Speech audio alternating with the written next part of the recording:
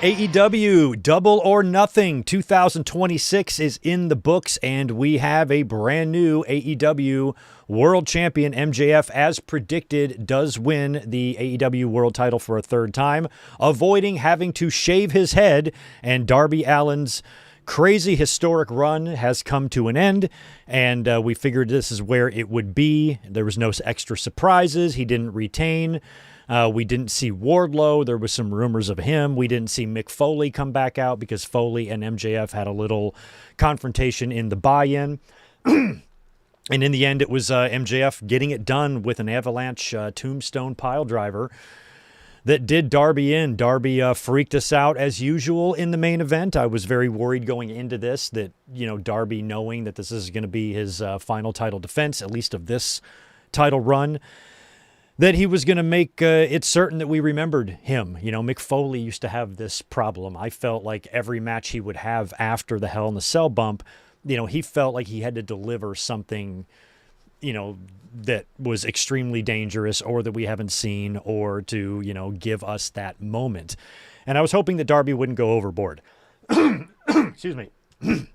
But luckily, he didn't. I mean, he went crazy, don't get me wrong, but in terms of what Darby does, it really wasn't that overly violent than any pay-per-view match that he has had or will have. But there was the early kind of bump and botch that he took when he went for a torpedo through the ropes onto Max just in the first 10 or so seconds of the match, clipped his feet on the middle rope, fell on his head, and I swear he was an inch away from serious injury and this pay-per-view being over right there. But of course, it's Darby. He recovers almost instantly and goes on to take several more, really insane bumps, including a package pile driver on the overturned steps, and his head just bounced off like a basketball.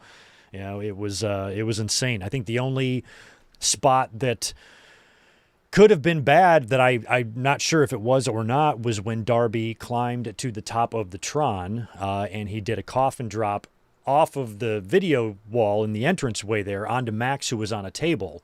And when he came down, he landed pretty safely. But then when Darby came to, you saw a lot of blood on the back of his head. So I don't know. I mean, I don't feel like Darby is really one to blade or plant any blood there. I mean, I think he's hard way or die. Unless on that bump, he clipped the edge of something or something happened to his head that I didn't see. It looked pretty safe to me, all things considered, because you had a big potential for injury on that one. But overall, the main event kind of gave me all I needed. I don't think it's that good of a feeling to have to want or to worry about the safety of someone going into the match. In my mind, I just wanted Darby to survive this. I almost didn't care if the match was good or not. And I'm not sure if that's a good or a bad thing. But Darby did survive, probably just barely.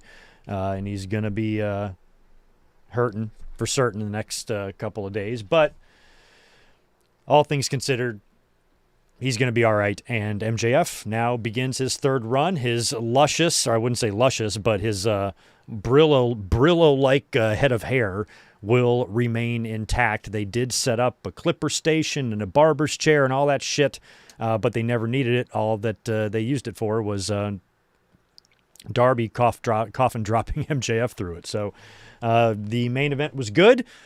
Overall, all of the matches, I think, really delivered. Like I said, I want to hear what you guys have to say about these matches individually. Like, what was your favorite match? What was the strongest match? What match over-delivered? What match under-delivered? That type of thing. Hit me with all that type of juicy stuff here in the chat. And welcome to your AEW Double or Nothing 2026 review. We will run through all of these matches here bit by bit. I didn't take extremely detailed notes because we just got done with our watch-along. So we've been watching the show all night long together that, like I said, ran just a little bit over 4 hours, like 4 hours and 10 minutes, which is not bad, but on the East Coast and on Sunday pay-per-views, I really would think about starting them an hour or two earlier. Imagine if these started at 6 Eastern. For me, I'm on the West Coast. It doesn't matter. It's early. It's only 9:18 in the evening. But it's after midnight on the East Coast. So if this started at 6 o'clock Eastern and it ran 4 hours, then it's over at 10. And then if it goes over and it goes super long, like 4.5, then it's only 10:30.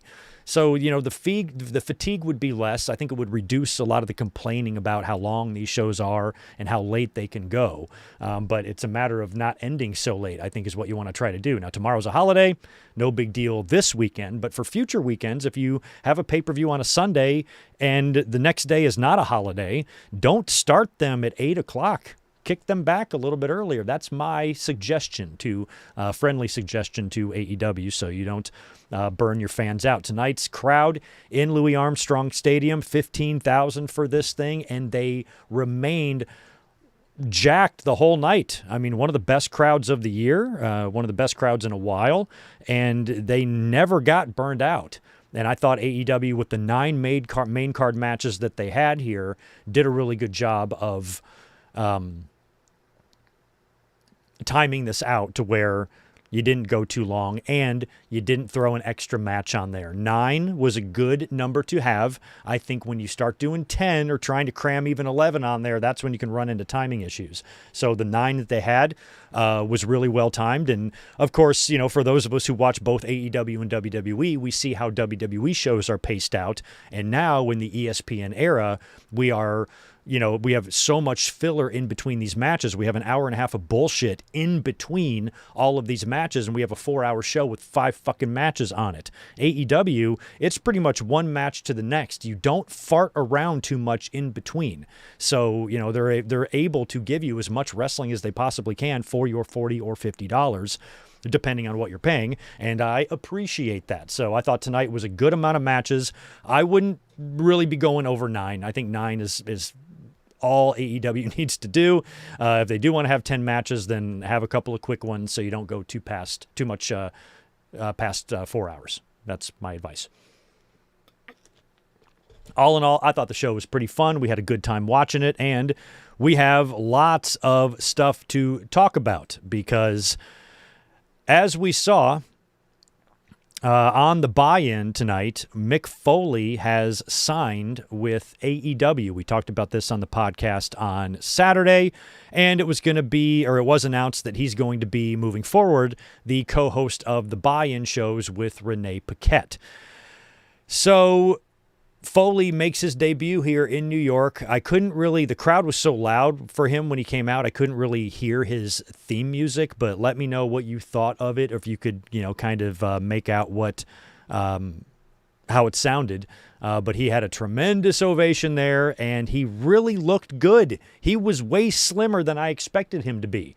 He looked good. He seemed, bright. He didn't seem like decrepit or anything like that. He really seemed to be happy to be there, and he's happy to be a part of something. Noelle, his daughter, was right at ringside for all of that.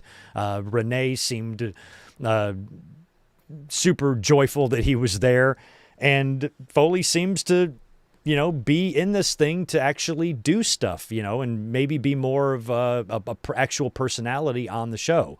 And we were wondering if Mick Foley was going to get physical or not. And I was kind of hoping that he wasn't, and I don't think he needs to have a match, but based on the shape that he looks in to be in here, and the fact that MJF would come out and confront him near the end of the buy-in, after all of the matches, I think, and get in his face and actually kick Mick Foley in the balls. So Mick Foley, right off the bat, less than an hour into his AEW contract, he is getting kicked in the balls by MJF. He doesn't really fight back. Darby Allin runs out there to run off MJF, but Mick Foley gives Darby Allin a really big pep talk because Darby, I'm sure, a lot of his work and a lot of his bumps are inspired by Mick Foley. So Mick Foley acknowledged that and kind of wished him well and basically gave him a go get him Tiger type of pep talk there, which was really cool. And Mick Foley is now all elite. So that's interesting. We'll see, how involved he gets in things, but based on his initial appearance here, he seems really happy to be there, and maybe he's going to be more than just the buy-in co-host with Renee. And I kind of hope that he moves on. Like I said, I don't want to see him wrestle, but getting involved in a storyline of some kind, or maybe even being a commissioner, some people have recommended or pitched. if he does do something like that, I'm hoping they can bring RJ City back with Renee to co-host the buy-in, because I don't want him to be left out in the cold here. But anyway, Mick Foley is in AEW and had a pretty good first appearance here in AEW, and it's great to see him. And we should see more of him. We might even be seeing him on weekly TV. But his first appearance here was a home run, I think. So Mick Foley is now here. In terms of the buy-in, 3 matches took place. We had Divine Dominion beating Viva Van and Zeta Steel. This was a 5-minute eliminator. After the match, TJ showed up and confronted Divine Dominion. So I guess they're calling their shot for the tag titles. The Death Riders defeated the Ops. Now, so I actually got this one wrong. I did predict the buy-in matches on the podcast yesterday, and this is the only match on the whole card I got wrong. So I did technically get this one wrong. I thought that Samoa Joe was going to lose and Moxley was going to win on the main card, so I thought the Ops needed to win this match. That was my logic going into it, but Death Riders picked up the win there, and the Boom and Doom conglomeration team, they beat the Shane Taylor Promotions. Not a big surprise there. So all that shit went down on the buy-in, and we will talk about the main card in just 1 second. I just want to peek over at the chat and see what some of your grades are and some of the things you are saying about the show. And any super chats that are coming in, I will get to these here in just a little bit. Oh, hey, buddy. You got to let me do my podcast right now. All right, so we got some A's. We got a C, B, A. Everything seems to be pretty good. I haven't really caught any sort of vibes at all from social media, so I don't know what people are saying about the show. I just based on how we were watching it, I thought it was pretty fucking good. So we're going to talk about it match by match here, and as I think it through, I'll kind of think about what my grade is, but I think the lowest I'm going to be able to go here is a B+, because all of these matches to me delivered and they were entertaining. So a lot of positives on this show. One of the main ones being the venue. The venue looked great. I really like the setup. I like the scaffolding and the stage, and they had, the big video screen over the top there. And they use this stadium for tennis, so it's one of those like little mini stadiums. There was 15,000 people here, full-blown sellout for Double or Nothing here in New York, and I loved the venue. And AEW has been really good at this. It's something they do well, is picking out random venues, even if they happen to be really small. That Fairway to Hell had like 900 people, so it doesn't matter if it can hold a lot of people like 15,000 or just 1,000. Different venues and different setups and trying different things is something that, is going to do nothing but benefit the wrestling business, because we need variety. We need, WWE especially is so formulaic and so copy and paste. You got to have things that, kind of keep us interested. So I'm glad we have a promotion out here that's actually doing that. So tonight's venue looked great, and I love the setup and all of that. Pretty cool. And the crowd, props to them. They showed up. They were jacked all night for this thing. There was no fatigue. There was no burnout. They were into every match. And there was no match that really even felt like it was a filler. If there was, I would say it was Tekla's title defense, which I expected her to retain. I think that would probably be the most, I guess, least interesting match on the card. And I hate to even say that because I love Tekla and I'm glad she retained. But every match, kind of at least gave me what I was expecting from it. In terms of the level of violence tonight, not so much. We're going to talk about the opener here in a minute. The tag team titles is what opened the show, the I Quit match.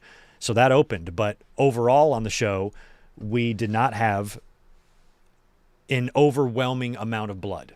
We had some in the opener, a little bit on Cage a little bit on Copeland. But looking at the other matches here, I don't think we had really any other instances of heavy blood. Okay, excuse me 1 second while I wrangle my cat. Will you come here, please? Get down. So the violence was not that bad. On Dynamite, we were seeing cheese graters go across the forehead of Mark Briscoe. You got a plate of nachos. Here, come here. just fucking disgusting. So we didn't see any of that stuff tonight. No skewers sticking out of anyone's head. No syringes going through the cheek of anyone. It was all pretty tame. Even in the Stadium Stampede, it was more centered around fun than violence. You know, they weren't going, really overboard there. We were seeing power bombs on tennis balls in the ring. So instead of, nails and thumbtacks and staple guns, we were getting tennis balls and shit like that. Everybody dressed up. It was a party out there, and it was a lot of fun. So they focused more on fun in that match rather than violence, which I also think is a nice change for AEW. The Stadium Stampede resembled more of something we'd see in WWE, I think, these days than it did in AEW. I was expecting, some serious violence and some serious crazy bumps and balcony stack table bump type of stuff, and we didn't see a ton of that in the Stadium Stampede, but it was still fun, and I think that's kind of what the point of the match was, for them just to have fun and no one to get hurt. But the show opened up with a pretty big one. AEW Tag Team titles on the line, FTR defending against Cope and Cage. This is an I Quit match with the stipulation that if Cope and Cage lose, they have to retire as a tag team. So we figured this is going to be where they're finally going to win the titles. And after that first unsuccessful try, and we even had a feeling that, if you're going to bring back Beth Copeland, I should say, for a little bit of retribution from the Spike Pile Driver, this would be a pretty good match to do it as well. So it got violent kind of early. Edge got busted open. They were all over the place, lots of chairs. They were, out there on the tables and whatnot, but they tried to, or they didn't try, but they set up a flaming table spot. So that was when we got Beth Phoenix. So I guess it was FTR setting up the table. Dax is squirting the lighter fluid all over it. Beth Copeland came out there, of course, to attack and beat the shit out of Stokely. So when they neutralized Beth, I think it was Cash that came from behind, shoved her into the ring steps. They take out Beth, get her up on the ring apron, and they're positioning her. Stokely's holding her on the apron, and I guess it was Cash that was going to come through and spear her through the flaming table. So they're basically going to do the WrestleMania 22 spot with Mick Foley and Copeland. And they light the thing on fire. In comes Cash for the spear. Beth pulls Stokely in the way. Stokely takes the spear through the table, flaming table, and it looked really good. They landed perfectly, and the fire stayed on Stokely's back for a couple of minutes there. So that was a really good spot, and it allowed Beth Copeland, to come out and get her revenge. And in the end, we got the big finish with, I kind of called something different in my predictions. I was envisioning, I think it was the Revival in DIY in NXT, where they did the double submission and they're like holding hands as they lose. So I thought it would be something like that, but Cope and Christian got Dax in the ring alone, and Christian put the sharpshooter on him while Copeland put him in the crossface. So it's a double submission. He won't give up. Copeland calls over to Beth to help him out or to get an extra weapon, and she tips over the ring steps to reveal Spike. Spike was under there, the 2x4 with nails sticking out.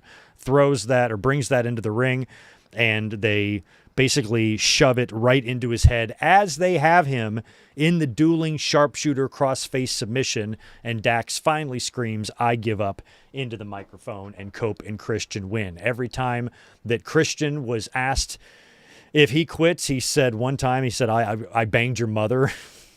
Do you quit? What do you say, Christian? I banged your mother. He was great. He was Christian throughout this whole thing. So as expected, Tony Khan gets Cope and Christian in his record books as tag team champions, and I think this run will probably run until All In, maybe even beyond, but I think All In might be a good ending point for them. I don't know. Unless All Out happens to be in Toronto or something. But they're going to be tag champs now for a while, and that's kind of crazy to think about.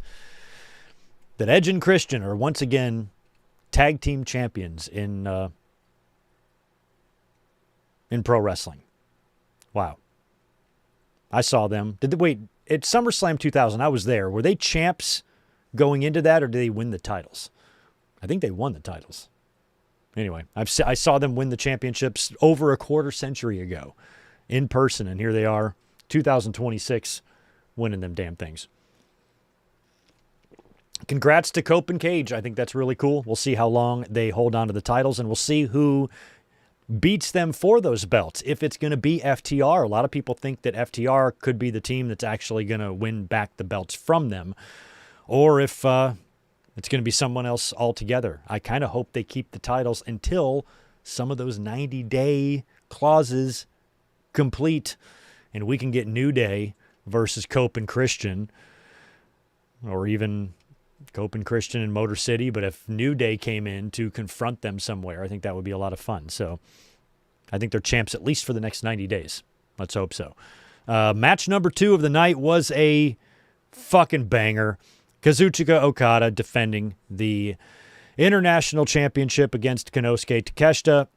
I did predict Takeshita in this match, but I was not confident about it because I still thought there could be one more after this, and there's so much shit going on with the Callis family. You could have a turn or something, and that is what we saw, but all that went down after the match. So with all that going on, I wasn't really that sure that Takeshita would come up with the victory, but he did. It was a great match. Started, I wouldn't say slow, but when you compare it to how the second half of the match went and how invested the fans seemed to be in the roller coaster ride, it got really, really fun in the end. Of course, I was watching this in real time with all of you guys. I didn't write down detailed notes or anything, but I do know that we loved the match, and the fans did too. And Callis was at ringside. He was on commentary for this.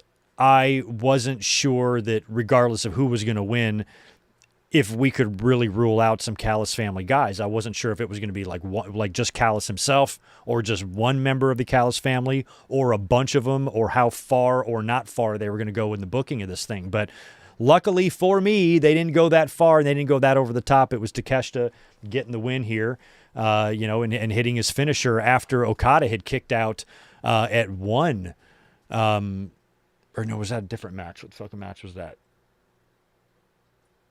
The sequence was pretty good on the win there. I can't remember. I didn't write down the details on this. Might have been a different match.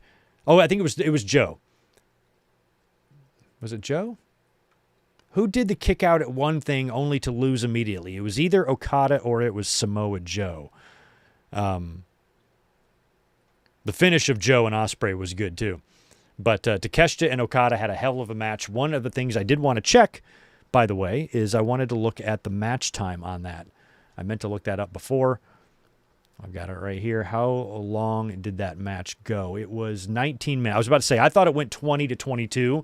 It went 19. So it was a good, nice, long match. And Takeshita wins the international title, and Don Callis, for the most part, did not get involved. The only thing he did is he did prevent Okada from tombstoning Takeshita on the outside of the ring, and I think he tried to protect Okada once as well. So he did stick his nose in a little bit to try to protect his guys, but wasn't... I don't believe he was that instrumental in the actual finish, and it was Takeshita winning the championship here. And after he wins, we get the return of Kyle Fletcher.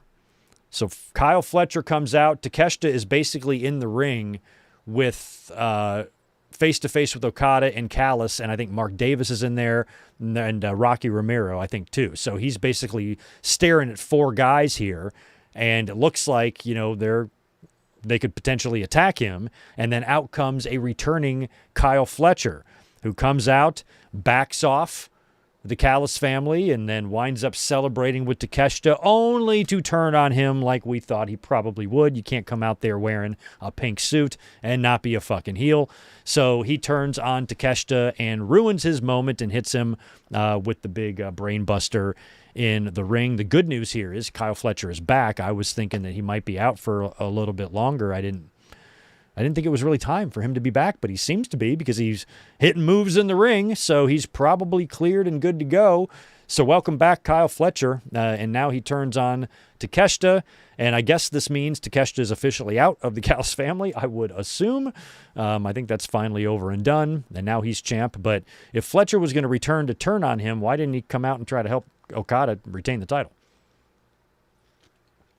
Anyway, I think that these are some of the little things that I don't really consider a problem in AEW. I just think I would maybe do them differently.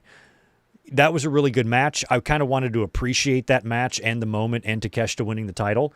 And with Fletcher coming back only to turn on him, I would have ran that on Dynamite. I would have let him have his moment here and then have Fletcher return on Dynamite, and you can do the whole thing there.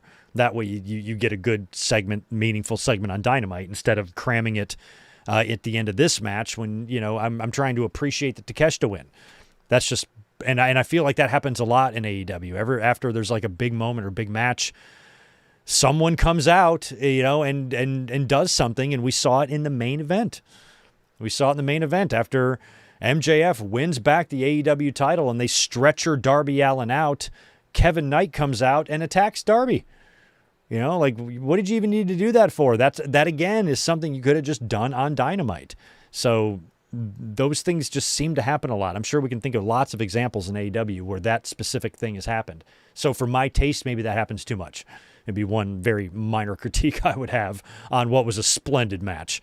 I might have just done that turn on Wednesday. Give us time to appreciate the win because we all love Takeshita. All right, after that, it was our first Owen Hart quarterfinal match. Athena taking on Mina Shirakawa. Now, this was supposed to be Willow Nightingale, I think, and Alex Windsor, but Willow, of course, is injured, and she has forfeited the TBS title. They're going to address that, assumingly, on Wednesday. They were going to get over the pay-per-view first and then worry about what to do with the TBS title. And when it comes to the TBS title, my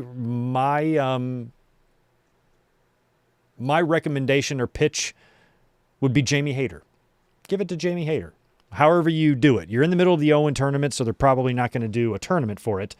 But they might do one of those deals. They're not WWE, so they're not going to do like a bunch of triple threat matches and then the winners go to the thing. It's not WWE, but they probably will do a battle royal or something. So, maybe a battle royal with the final two, and then they meet the following week. Some shit like that is probably how they're going to clean up the TBS title situation.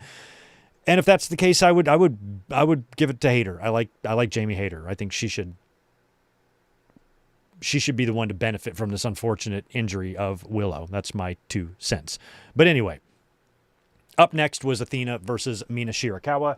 And this match was way better than I thought. It was one that exceeded my expectations. Mina, I like her a lot, but I've never really been like overly impressed with her ring work, but she was solid in this match tonight. Sometimes I've thought that she was maybe just a little bit too much, dance routine and not enough in the ring, but she proved me wrong here in this one. This was pretty good.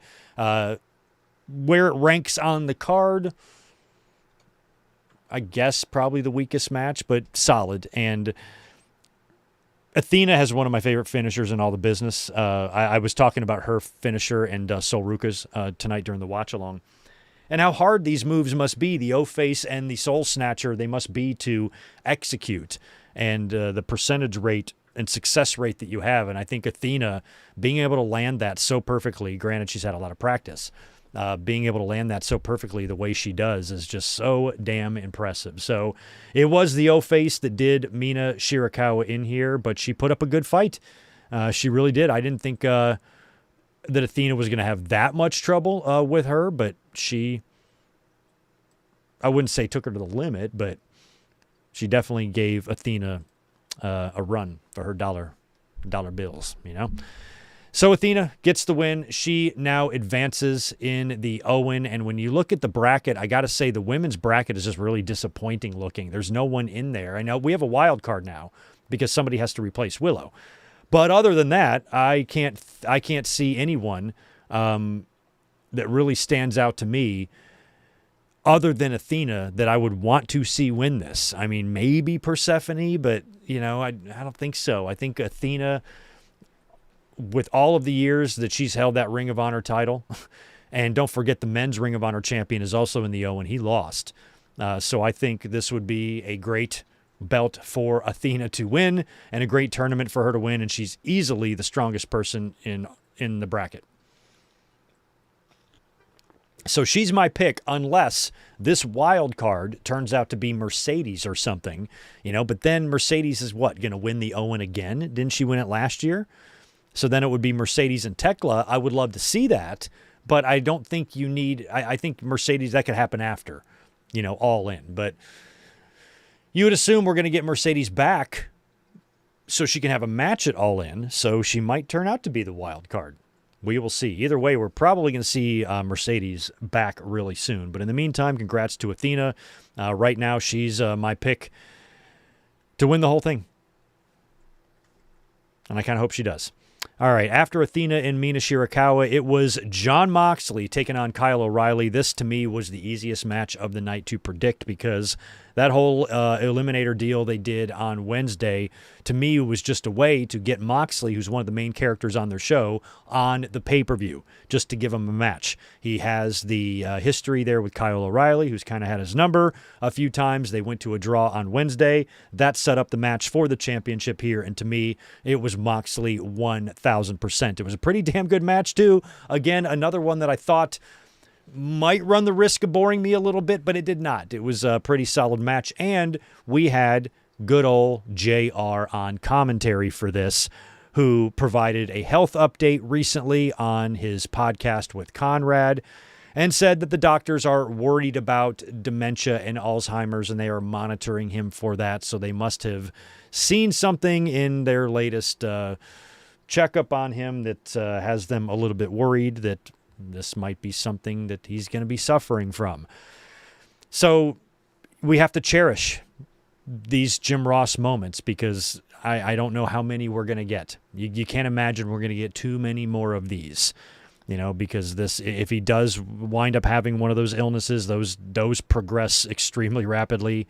And, Jim Ross is a voice that is recognizable to like so many generations, young and old. So it's going to be a big deal when he calls his last match. And he was on the call for this one, which was kind of surprising because he had said that he was hoping to call the Cope and Christian tag team match because of all the history that he has with those guys. But he called this one instead. You could hear a little bit of a change in his voice. And, I am worried about Jim Ross. I am. So probably not going to get him too many more times on TV, and that's a shame. All the best to JR and his health and everything he's going through. But in the end, Moxley, put down O'Reilly. O'Reilly had, Moxley a couple times, that ankle lock especially. He had him in the middle of the ring at one point in the ankle lock. And Moxley, instead of trying to fight or twist out of it or grab for the rope, he was biting his knuckle to the point where he broke skin. He was bleeding all over his hand. He literally bit the skin off of his knuckle. So that's better than sticking skewers in your skull. So I can handle a bloody knuckle, my man. That shit's got to stop. So Moxley in the end gets the win. Why did I not write down the fucking finish here of this? Was it a choke or was it the Death Rider? I forgot what the fuck it was. Anyway, Moxley puts down Kyle O'Reilly. Nice show of respect after the match. I liked that. Looks like the two have finally settled their issue because Moxley had trouble getting over that Kyle O'Reilly hump for a long time, admitting to it in promos that O'Reilly gives him fits. So Moxley was able to finally beat Kyle O'Reilly, and I figured that was the only way that match was going to go. The next Owen Hart quarterfinal, I should say, is Will Osprey versus Samoa Joe. This one was really good as well, and I like the matchup, Samoa Joe and Will Osprey. Now, of course, Joe was also trying to recruit Will Osprey into his crew, feeling that they could teach him some things, and he's pretty offended that Will Osprey is hanging out with the Death Riders and says he has Stockholm Syndrome and all that. And I liked how we had the little videos before a lot of these matches, most of them, I think, right? So that's a nice little recap of the issues, and it's kind of modernized, Back in, the old pay-per-view days in WWE, you would run through a video package with some fucking lame-ass hard rock song or something playing in the background, and these are set up and presented kind of a little bit differently, but it's still a recap and a refresh of what is going on and what the issues are between these guys, which is good for your casual viewers to keep them up to speed. So I liked all of that. And Will Osprey, of course, now that he's been hanging out and training with the Death Riders, he's learning some things, and he's expanding not only his character, but his offensive, arsenal in the ring. This is a guy that's very flashy, very high-flying, but needs to expand, especially as the injuries pile up, and the ability to, do corkscrew, backflip, plancha, torpedo, suicida, death drops from hell, from the ceiling, through 26 tables. You can't just do that forever. At some point, you're going to have to back away from that as you get older.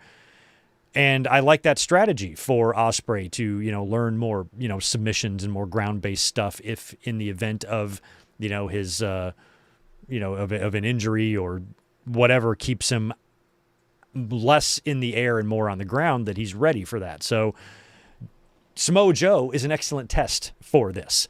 And even though the Moxley stuff and the Death Rider stuff is a little bit perplexing as to why he would be hanging out with them, I like that they are taking this guy who is, at least from where we sit, is probably going to win the AEW World title at All In. And up until this point, he's been a guy that we've only known to have great matches. He's just a great worker, one of the best. Some consider him the best in the world, but that is it. We've seen him cut promos, and he has charisma. He's great on the mic, but we haven't really expanded, his character really at all, or had any growth in his character. And so putting him in these situations, gives the audience that, so they can be prepared to accept this guy and cheer for this guy to win the world title, because you think it's going to be the biggest babyface, who I think they're trying to make that Osprey, versus the biggest heel, who's currently MJF and now the world champion again. And that's going to be your match at your big, humongous show in London. So all of that is great. This match was so much fucking fun. I love the finishing sequence here too. It was Joe going for a muscle buster. Osprey just springs right out of it. Oh, this is where it was the 1 count. Springs out of the muscle buster and nails Joe right in the face with a hidden blade, covers him. Joe kicks out at 1. Osprey immediately gets up, hits him with a second hidden blade to the back of the head. That does Joe in. And Osprey gets the win. Huge win. First round match, has to face fucking Samoa Joe. And this one was a lot of fun. And it was a big win for Osprey there. He's the guy that I believe is going to win this tournament. It's probably going to be him and Swerve Strickland in the finals, which means Osprey will be your challenger at All In. I mean, it's already written. Like, think about this. If it turns out to be Osprey and Swerve in the finals, as much as I would love for Swerve to get a title shot and become world champion again, and AEW better fucking make him world champion again. As long as they do, I can wait. I'm a patient man. But if it came down to Swerve and Strickland right now, All In is in London, and the winner gets the title shot there. So who are you going to pick in that situation? Swerve or Osprey? It's going to be Osprey in this situation. So hopefully Swerve's day will come. Maybe they set something up in the Owen final. Maybe the Osprey and Swerve Owen final is just really intense match, or something happens in that match where Swerve, maybe either feels cheated or feels like he earns another shot, or he was this close to it, or maybe he deserves a crack at the title, and maybe he can be the person to ultimately take the title from Osprey down the road, or be his first challenger after he wins the title. But in terms of this match, Osprey moves forward, and I have the brackets. Who does he face again? Why can't I remember this? It's right here. Osprey faces the winner of Mark Davis and Jungle Jack Perry. So I would think that he's going to face his old mate, right? It's probably going to be Osprey and Mark Davis. I think that's the better match to do. Osprey and Perry would be interesting, but I feel like it's probably going to be Osprey and Mark Davis. We'll see. And then Swerve, as we'll talk about in a minute, he moved forward, but he's going to be facing the winner of Claudio and Brody King. So, yeah, I mean, I feel like they're setting up for a Swerve and Osprey final here at the PPV. Or when is that? That's a Forbidden Door. Yeah. Anyway, moving on from that, it was Swerve Strickland taking on Bandito, another Owen Hart opening round match here. This was a ton of fun as well. Crowd, again, there was never a time throughout the entire show where they were quiet for anything. I felt they were on the edge of their seat for this one as well. And again, didn't write down this stuff bit or move for move here, but I loved the spot where Swerve was standing on the shoulders of Bandito and he springs off and house calls him. And I think it was a house call. Was a house call and a stomp for the finish, whatever it was. Loved this match a lot. Really fun. Sorry, I don't have all the spots written down. But there was a chance that, Bandito could have moved forward here. He is the Ring of Honor World Champion. So at the very least, he needed to take Swerve Strickland to the limit here. And in terms of Swerve's motivation for kind of targeting Bandito, I suppose the reason he did that is because Bandito was a champion and getting a win over one of your company's world champions can only help your position as a contender. That's my guess on this one. But he got taken to the limit. I just don't know if there was enough there to necessarily do another one now. I think Swerve is hopefully just going to move on, which means at the moment anyway, he doesn't really have anybody that he's in a direct program with unless they keep the Bandito stuff going. So I don't know. But Swerve moves on here. Not that surprising. He's who I picked. And like I said, when you look at the brackets, it's got to be Swerve and Osprey at this point in the finals. After that was what was it? Oh, it was the women's match. It was Tekla. She was defending against Chris Statlander, Hikaru Shida, and Jamie Hayter. I did not want to see Tekla lose the title here. I want to see her take this thing into All In. I really like her in AEW. I think they found a gem here. She's a tremendous personality. I just love her energy. She is kind of like a little bit half nuts. I love how she just talks shit. She's extremely fiery. She's very confident, and she ain't scared of nothing. She was outweighed by all of her opponents in this four-way. So not only do you only have a 25% chance of winning, when you subtract another 8.5%, no, I'm not even going to try Steiner math, but you get what I'm saying. She's already at a disadvantage being in a four-way scenario as it is. Now she's a very small champion in there with some,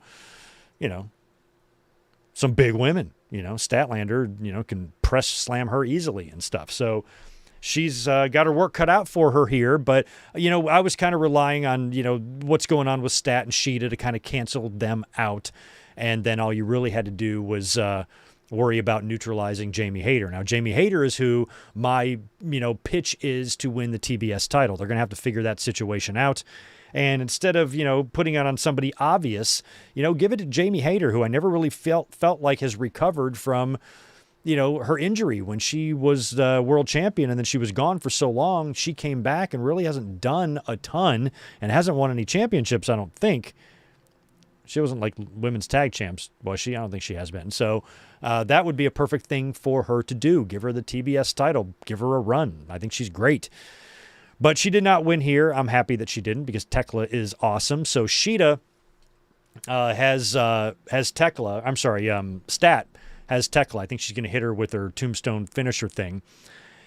And Shida comes from behind Statlander. We knew the issue between these two was going to blow up at some point, and she hits Statlander right in the back of the head with a kendo stick, allowing Tekla to take out Shida, I think, and then Tekla stomps Statlander for the win and retains the title. So pretty much kind of how I thought it would go, her taking advantage of some sort of a disagreement or maybe even a turn with Statlander and Shida because they've been teasing the shit forever between the two of them, would probably be one of the ways that she would retain, and that's what happened. So the match, though, I thought was still okay. I was worried about this one not being great, and it wasn't great, but it did not... it met the expectations I had for it, and I didn't consider it a disappointment. Plus, I like Tekla, and I'm really glad that she won, so congrats to her. At this point, like I said, she's got to take that thing into All In. So who does she face at All In? Is Toni Storm really not what we think she is? And she shows up as the wild card, wins the Owen, and beats Tekla at All In for the title? Did she just take time off to take time off and it's not what we thought it was? Or has she been seen around town with something in the oven? I don't know. I have no fucking idea. Otherwise, the wild card, could be Mercedes, but she won the Owen last year. So who do you think Tekla's opponent at All In will be at this point? Athena. Would it be a title for title match in that situation? Or I think it would have to be. Maybe. Imagine if Tekla was the one to take the title from Athena and become a double champion. But Athena, that might not make sense because Athena would, in that case, earn the world title shot by winning the Owen. So why would she have to put her title on the line? So it probably would not be title for title. But that would be a great match. I guess that's what they're going to do. But who's the wild card? Is the wild card going to be a disappointment? Is AEW going to do what WWE does? Whenever WWE has an injury or something that happens, I start brainstorming all these great ideas and great ways they could take advantage of this extremely unfortunate situation that they now find themselves in. So now with poor Willow, she's injured. She has to forfeit and relinquish the TBS title. You now have, number one, an opportunity to replace her with somebody different in the Owen, but also to crown a new champion. Don't be lazy with these decisions. Try to take a bad situation and turn it into something that's positive, is what I would always recommend for both companies to do. So we'll see how creative they get. But, if they're not changing who they plan on winning the tournament, unless they plan on giving it to Willow, but let's say hypothetically the plan was just to give it to Athena all along, then it doesn't really matter who the wild card is. It just needs to be someone who can lose in one of these matches. And so in that case, you might have to get a little bit lazy with your pick. But with the TBS title, you got more of an opportunity there. Because now you can literally look at your entire roster, if you're Tony Khan, look at all your women and say, who could really use this? And I think Jamie Hayter. That's who I'm hoping for. I'm probably going to be wrong. But anyway, Tekla is still your AEW Women's Champion. After that, it was the Stadium Stampede. It was Chris Jericho and the Elite, Jack Perry and the Bucks, along with the Hurt Syndicate, Bobby Lashley and Shelton Benjamin. They were taking on The Demand with the Gates and Ricochet. They were teaming up with the Dogs and along with the Callis family. So it was Andrade, Mark Davis, the Dogs, and The Demand. This match on paper, again, pretty easy to predict. The heels were, at least on paper, outmatched big time. There were a lot of big stars, big names, a lot of world champions over there on that one side compared to theirs. So I wasn't really surprised in the outcome here. But how the match went, maybe it was a little bit surprising. You guys tell me, did this match underwhelm you or over-deliver or under-deliver in your mind? I think I was assuming it was going to be a little bit more like Anarchy in the Arena. I thought they were going to play a song like Let the Bodies Hit the Floor like they did, or they have done in last couple of years, I think, right?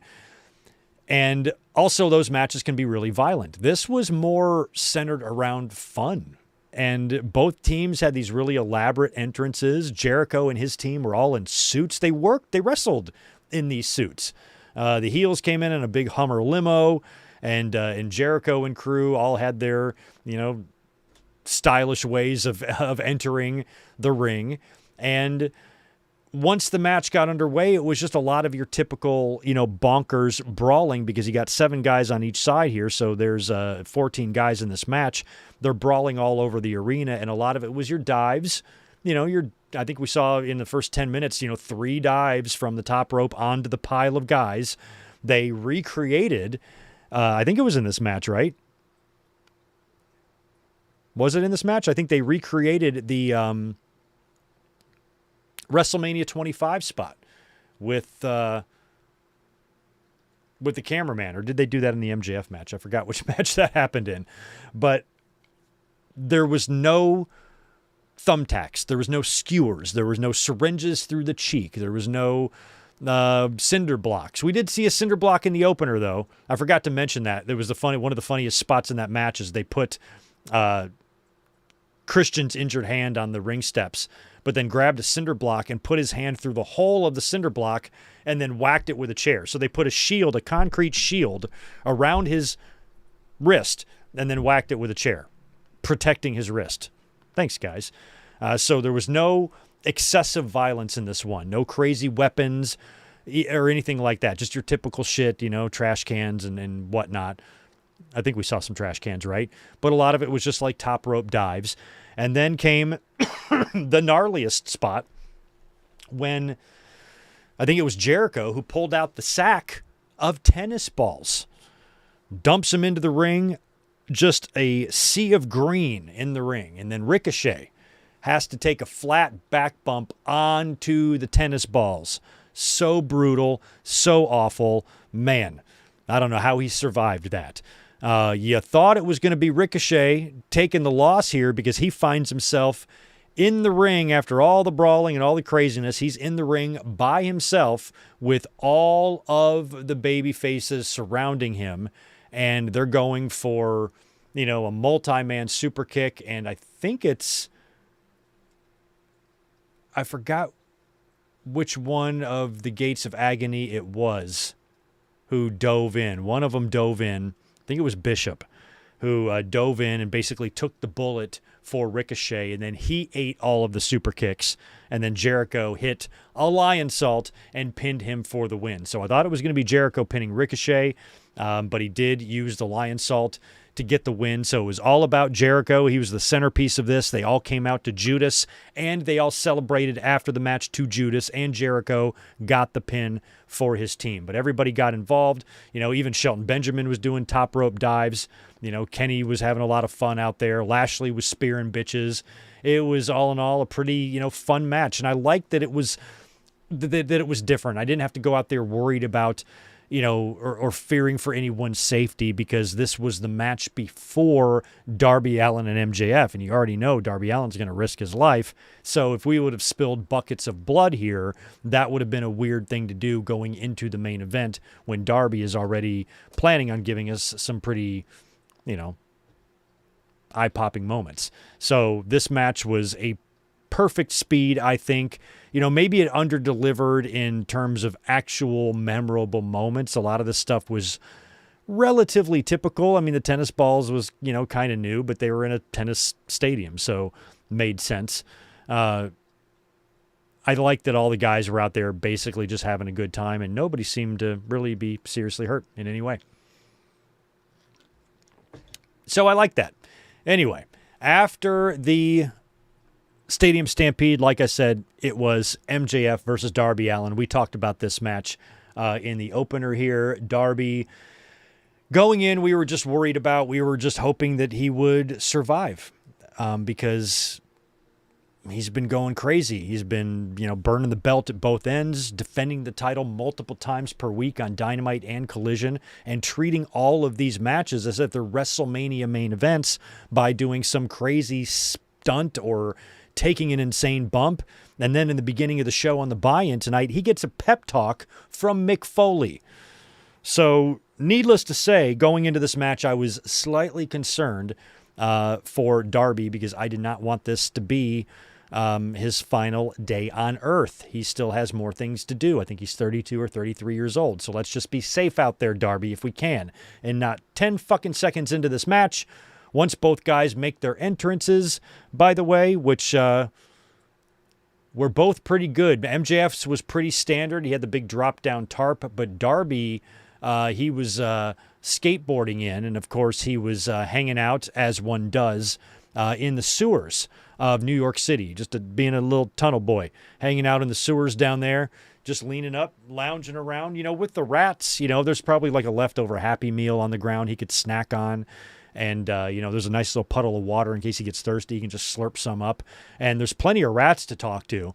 So he's in the sewer because, when you go visit New York City, the first place I go is the sewer. That's pretty standard. I'm sure you guys do the same thing. But Darby was hanging out in the sewer and then realizes it's time for his match. So he hops on a skateboard and skateboards right into Louis Armstrong Stadium. And the match is on between him and MJF. And like I said, not 10 or 15 seconds into this thing, Darby goes for his torpedo dive through the ropes on the outside of the ring, on the side where the announce tables are.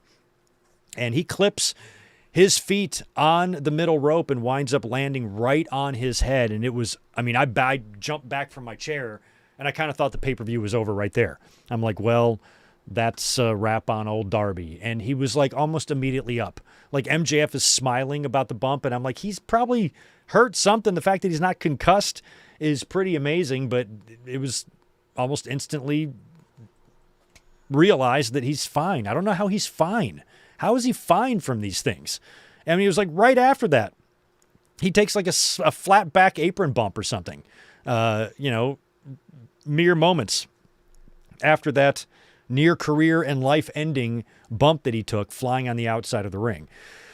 So I think that was the scariest one. I think the sickest one would have been the package pile driver. They set up the steps, of course, turned them over on its side. And MJF climbs up there with Darby Allin, and he pile drives Darby on top of the steps. And Darby's head definitely made contact with the steel and just bounced right off. And so that one was ridiculous. They find their way up to the stage at one point, and they have the barber's chair there and a barber's table with the clippers, just in case, of course, because MJF's hair is on the line. And they wind up using the table for a table spot. So the table is on the stage, but it's also on a platform. So it's like the platform's on the stage and then the table's on the platform. Darby lays MJF on the table, climbs to the set. Now, the set looked great. I already put the set over in the beginning, but I really liked just the whole setup of the whole venue tonight. And it had more of a skinnier, like horizontal type of Tron with the Double or Nothing logo and stuff on it. So Darby climbs the scaffolding, goes all the way to the top. I don't know how many feet it was. He was up there, 15-ish probably. And MJF is laying down on the table, so Darby's going to dive off. They got a picture-perfect camera shot of Darby way up there, and I'm like, oh my God, oh my God, oh my God, oh my God, don't die. And then I realize he's going to coffin drop him. So he's not just going to dive, or I thought he was going to swanton. He decides to coffin drop him, which when you're looking back, you got to measure this and make sure, because you're going back first. If you don't land on MJF, then you die. Like, do you understand? If you don't land on MJF, you die. If you flat back bump from that height and just land on the concrete, you are deleted. So that's very dangerous. So as soon as he started doing that, I'm like, I can't even fucking look. And then he does it. He dives off. He coffin drops off the top and surprisingly lands on MJF pretty fucking perfectly. I was instantly relieved. I'm like, oh, that couldn't have been any safer. Now, I haven't gone back and watched the replay. I only saw it once, but it looked like he landed, all things considered, very safely considering the type of stunt he's trying to execute here. And he lands on MJF, and the table breaks, of course, and they just kind of tumble over. And it looks like both guys came out of that one unscathed when it could have been bad for one or both of them. So I was relieved. But then after Darby emerges, he's got a bunch of fucking blood on the back of his head. So I'm like, well, maybe he clipped something on the way down. Maybe, the table was on a platform, so maybe there was an edge there that caught his head. I don't know what it was, but there was blood all over the back of his head, but the blood wasn't flowing. I didn't see a wound. I didn't see blood trickling from the back. It was just red. So Darby does not seem like the type of wrestler who really blades or is going to use some planted blood. I feel like he's hard way or nothing. So I'm inclined to believe that the blood was real, but the way they landed seemed pretty safe. But then when they get back in the ring, Darby has MJF in the the Scorpion Death lock, and he kind of just passes out. He just falls face forward. So I don't know if the blood was put there to sell that, he took a big shot to the back of his head, and therefore he passed out. I kind of thought that's what the plan was, and that's essentially what allowed MJF to capitalize on Darby. And that was the story we knew they were going to tell with him, and he's been telling that himself. I'm going to, go until I can't go, until my body gives out, until I die. It's AEW title or death. So, at this point, he's not going to be the type of person just to submit, or really even allow himself to be pinned unless he's virtually unconscious, which is kind of what he was when MJF finally did him in and hooked him and pinned him and won the AEW World Championship for a third time. And Darby, like I said, he took an ass kicking. And so the EMTs or the trainers or the doctors or whatever, they all came out there to start strapping him on a gurney, on a stretcher. And then MJF starts, fucking with the stretcher. So Kevin Knight comes out to run off MJF. And then Kevin Knight proceeds to climb to the top rope and then hit a frog splash onto Darby Allin, turning heel to close Double or Nothing. Now, I think that's great. I'm glad that Kevin Knight is having a show closing type of heel turn. That's a big deal. I'm glad that they seem to be making a big deal out of Kevin Knight. But, they did the thing at the end of Takeshita and Okada, which I thought was just a little bit overkill. They do this a lot after we have a really good match or a really big memorable moment. They throw something else at you before you have time to really process the moment that we're living in. And sometimes I think they do that too much. And with the Fletcher return in the Okada and Takeshita match, I would have just done that on Dynamite. And I think I might have done the same thing here with Kevin Knight doing the turn, although I guess you couldn't really do that on Dynamite because Darby I guess he might be on the show still, but I'm not sure if he'll even be on the show. He might take some time off to recuperate from the hell that he put his body through over the last few weeks in this very, very short AEW World Title run. But the show went off the air, not with MJF celebrating, but with Kevin Knight, turning on Darby Allin, which I thought was just a little bit weird timing. But great for Kevin Knight. Looks like he's on the verge of a big push. Speedball Mike Bailey's not going to be too happy with him. We'll see where that goes. I'm sure it will lead to a TNT title match between those two at some point, probably in the really near future. So we have that coming our way. But all in all, I thought tonight was a really fun show. All of these AEW pay-per-views, for the most part, usually do deliver. Tonight was no different, and I thought they did a good job of not going too crazy with the time. Just a hair over 4 hours. That's not that bad. Like I said, if anything, I would start the pay-per-views an hour or two earlier to avoid burning people out, especially if you're on the East Coast. But hey, we're in a holiday weekend here in the States. Tomorrow is Memorial Day. A lot of people have the day off. I do. So probably no harm done staying up after midnight to watch some wrestling. I think everybody probably survived. And I'll be interested to see what people say of the show in the chat here and on social media later on tonight. And thank you guys for hanging out for the review and all of you who were here for the watch-along earlier. It was a lot of fun, as it always is. If anybody hasn't hit that thumbs up button for me, I would also appreciate that. Let me just make sure I hit these super chats first, and then we'll see what else you guys are saying. And then I'm going to get out of here because I think Elizabeth has some dinner ready for me soon because she's the best and she feeds me. Let's see. Where are we at?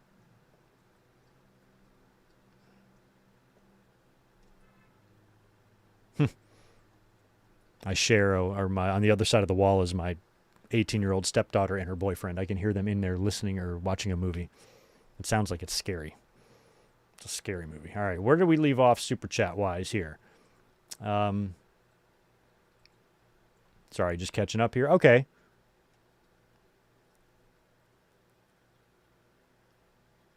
I think last one was WWE fan. So there's not too many. Maybe I have like 6 here.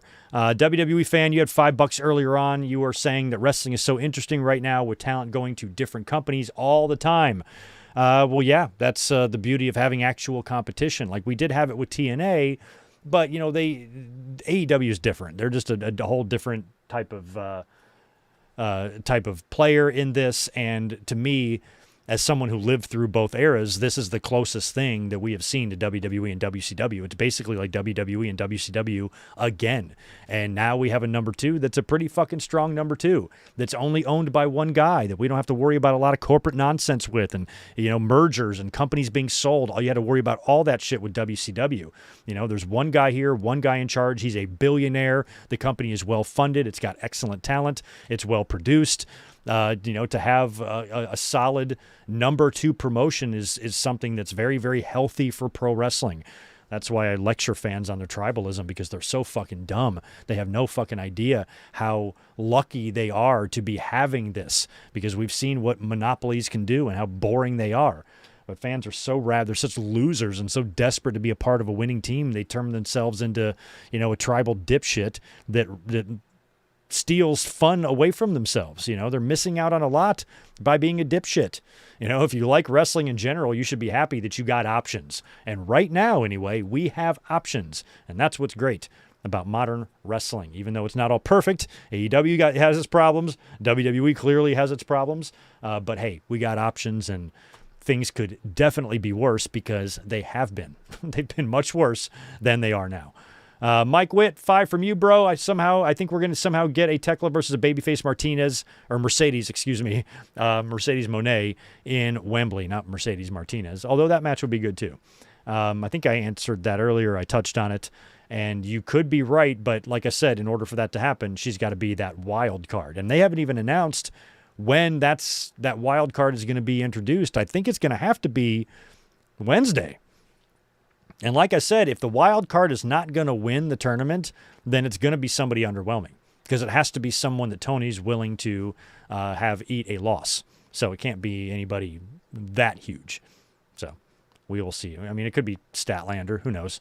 Oh, Mike, I got that one from you as well. Okay. You've got 5 more, though, when you said, I'm just happy Darby got a run with the belt. He deserved it. Me too. And I said this earlier during the watch-along, a guy like Darby, I wouldn't even be sure if he could have a year-long run, not a year-long run, but a lengthy run, even 6 months.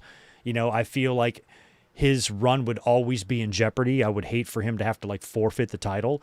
So I'm glad if he's going to have a short run, he's going to go balls to the wall. Luckily, he didn't get injured in that short amount of time, but he's lucky not to, because he was going nuts in every single one of those matches.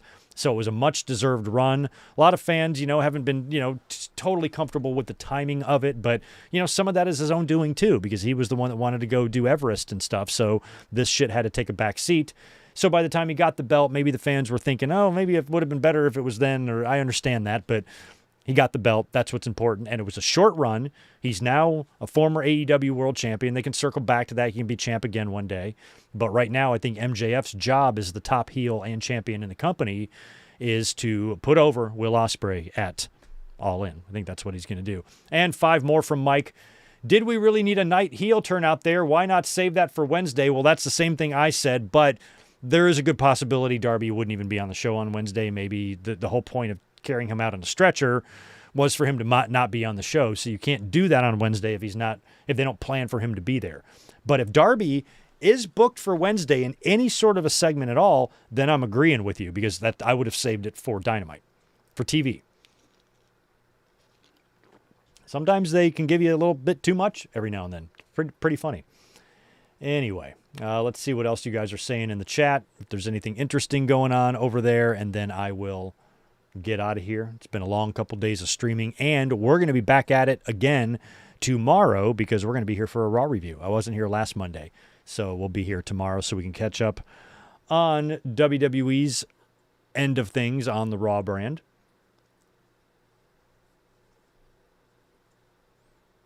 Britt Baker is the wild card? Maybe. I'm not sure if we're going to see Britt Baker again in AEW.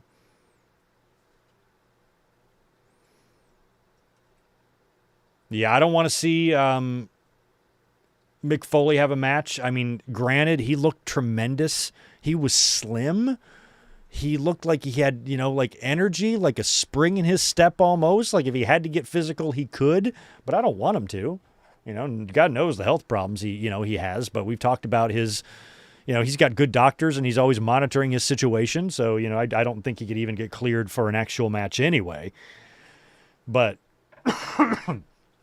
he might do more than just be a co-host on the buy-in. We will see. It's great to see him in AEW either way. He seems happy to be there. So hopefully whatever he does, he can contribute, in some way. Instead of just like being there, he can actually contribute or do something meaningful. And he'll be a good presence to have in the locker room as well. I mean, I'm really hoping that on TV at some point, because I don't know if Foley's going to be like on weekly Dynamites and stuff. He might not. Right now, he's only been announced as the buy-in guy. So what reason would he have to show up on Dynamite unless there's somebody in the ring and he comes out to talk to them or whatever? But I'm hoping that we get like a Mick Foley and Cope and Cage segment. Like I would love to see on Dynamite Cope and Cage backstage with the titles and Mick, as they're just talking back there, and then Mick Foley shows up. Hey, what's up, guys? High fives all around. Maybe they can even sign Kurt Angle to come in and have a role similar to Mick Foley as well, and we can get the whole gang back together. That might be fun. But Mick Foley having a match is not something that I need to see as a wrestling fan. All right, I think Tito was telling me time's up. It is definitely time for him to eat. It's past his eating time, so I need to tend to him. But I appreciate everyone hanging out this evening. It was a lot of fun, as always. And Mike's got $2 for us. Curious on the plans for Hangman when he is back. Yeah, Hangman's going to be coming back too. I'm almost done, buddy. Ugh. He's like, I am hungry, bro. Yeah, when Hangman comes back, it's going to be interesting to see if there's an immediate storyline plan, like if he just goes right into a program with someone, or if he comes back first and then things develop. We'll have to see. I'm ready for him to come back. I know that. Anyway, I'm out of here, guys. Thanks again for a nice, long, fun night of wrestling this evening. We'll be back at it again tomorrow night after Raw. Have a great rest of your evening, and thanks for being here. Happy Memorial Weekend to one and all, and thanks for staying up late. Y'all have a good one. Peace. You ready, buddy, to eat?